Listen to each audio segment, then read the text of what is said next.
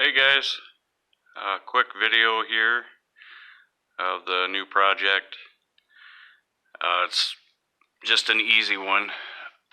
I'm taking this Massey Ferguson 8-horse, and the idea is try to make it look more like a farm tractor, I guess, to pull behind the cab over. So first thing I did is adapted these, I think they're 612 Firestone tires. I already had one, so I just bought another one. I took the adapters off of the little T-Bucket go-kart over there because my son doesn't drive it. He's not really interested in it, so I threw those on, and then those are a 5 by 4 3/4 bolt pattern, and these wheels are 5 by 4 1/2.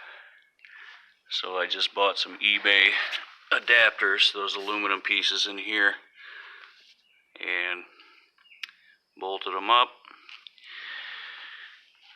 And then I just put some tri-ribs on the front.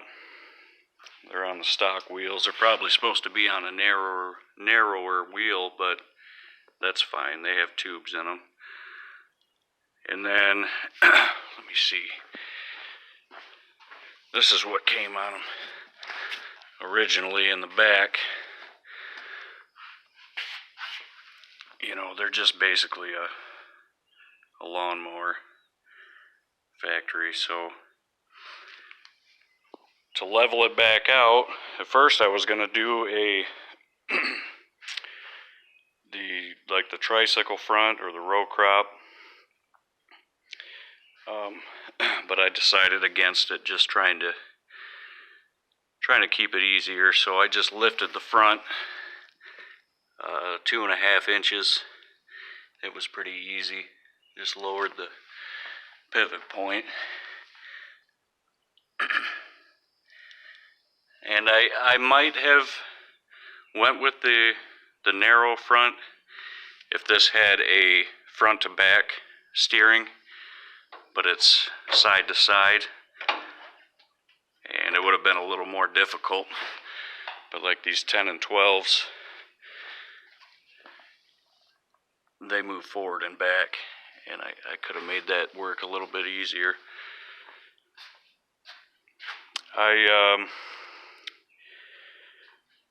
So the rear fenders, or I don't know if you'd call it a seat pan or what, I cut it off here. Let me see, this is the original one off of it. I didn't use this one because it's in pretty good shape. That whole tractor's in good shape. This just has this little ding right here. So I grabbed one out in the woods that was pretty beat up.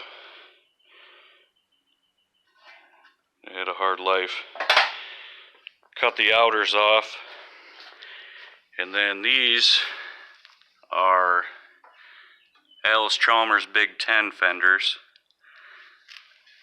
So I welded them on.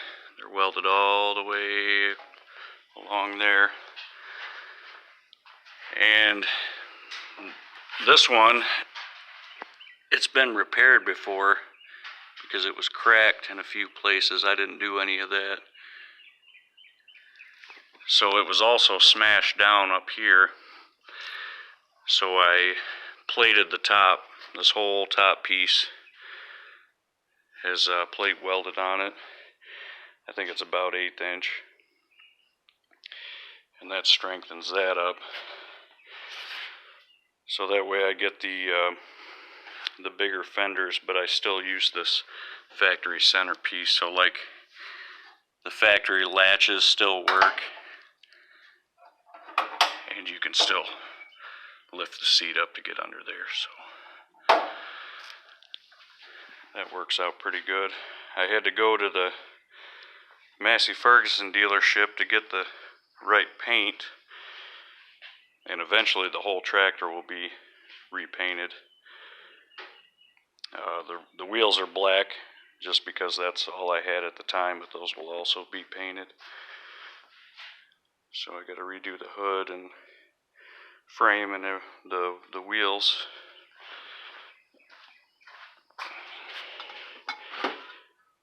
Yeah, it's silver metallic gray is what it called for. But so this was a complete tractor and it was running.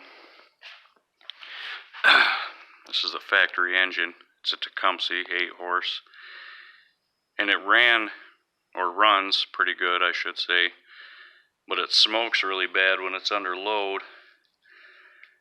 And I wanted to keep it, I wanted to use it, but I got looking up parts for it, and there's not a lot available, and it's very expensive.